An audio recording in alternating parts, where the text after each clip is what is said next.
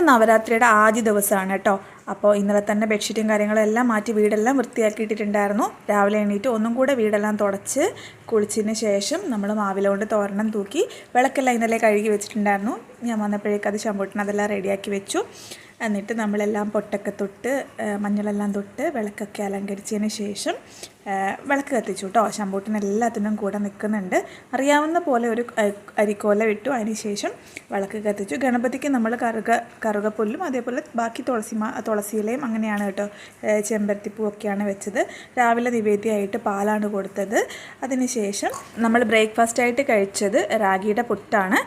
പിന്നെ lunch normally ഉച്ചയൂണിൽ കണ്ടിട്ടുണ്ടാവും. പിന്നെ നമ്മൾ വൈകിട്ട് നിവേദ്യമായിട്ട് കൊടുക്കേണ്ടത് നെയ്യാണ് ഇന്നത്തെ ദിവസം കൊടുക്കേണ്ടത്. സോ നമ്മൾ തന്നെ വീട്ടിൽ പാലിൻ്റെ പാട എടുത്ത് വെച്ചിരുന്നത് ബട്ടറാക്കി അത് മെൽറ്റ് ചെയ്ത് എടുത്തിട്ടാണ് സന്ധ്യയ്ക്ക് വിളക്ക് എത്തിച്ചപ്പോൾ നിവേദ്യമായിട്ട് ഇന്ന് കൊടുത്തത് കേട്ടോ.